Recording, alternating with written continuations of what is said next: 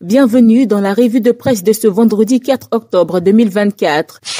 Commençons en économie avec le Patriote, secteur agricole. La mission du FMI échange avec le ministre d'État Kobena Kwasi Adjoumani. Dans le cadre de la 3e revue du programme économique et financier 2023-2026 et de la 2e revue de la facilité pour la résilience et la durabilité FRD, couplée avec les consultations au titre de l'article 4 des statuts du Fonds monétaire international FMI, la mission d'évaluation conduite par OLAF a échangé le jeudi 3 octobre 2024 avec le ministre d'État, ministre de l'Agriculture, du Développement rural et des productions vivrières Kobena Kwasi Adjoumani. Nous leur avons fait part des efforts du gouvernement pour développer le secteur agricole, que ce soit les productions de consommation tout comme les productions d'exportation, mais également de notre volonté d'aller à la souveraineté alimentaire pour lequel nous avons besoin que le FMI nous appuie pour nos différents programmes de développement des secteurs d'activité et à être autosuffisants dans les produits de consommation, a fait savoir le ministre d'État. Gouvernance et performance en entreprise publique, 10 entreprises distinguées par Moussa Sanogo, rapporte Soir Info. La direction générale du portefeuille de l'État DGPE a organisé la 6e édition du prix d'excellence de la gouvernance et de la performance des entreprises publiques le mercredi 2 octobre 2024 au Sofitel Abidjan, Hôtel Ivoire de Cocody. Une cérémonie au cours de laquelle 10 entreprises du portefeuille de l'État, sur les 5 que ce ministère compte, ont été distinguées pour leur performance. Bien avant ces distinctions, Bamba Seydou, directeur général du portefeuille de l'État, a soutenu qu'il s'agit à travers ces prix institués en 2018 de soutenir l'effort de promotion de la bonne gouvernance et d'encourager une culture de la performance au sein des entreprises publiques. Et puis, au jour plus coopération Côte d'Ivoire UNEFPA, le gouvernement salue les progrès accomplis. L'État encourage les initiatives visant à améliorer la qualité de vie des populations les plus vulnérables. C'est dans cet objectif que le directeur de cabinet de la ministre de l'économie, du plan et du développement Yeo Nawa a présidé le 2 octobre 2024 à Abidjan l'atelier de revue semestrielle des plans de travail annuels au titre de l'année 2024.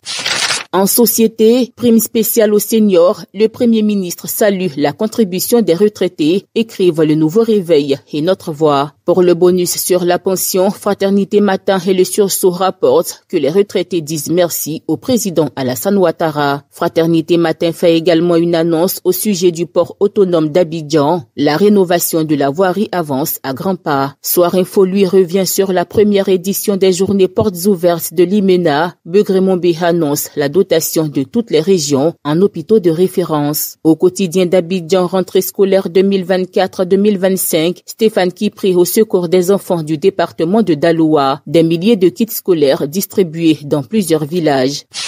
Politique pour terminer, 2e session ordinaire 2024 de l'Assemblée nationale togolaise, Big Togo plaide à Kara pour une intégration régionale renforcée, signe l'intelligent. Eh bien, c'est la fin de cette revue de presse. APRA, Agence Presse Radio et Audio.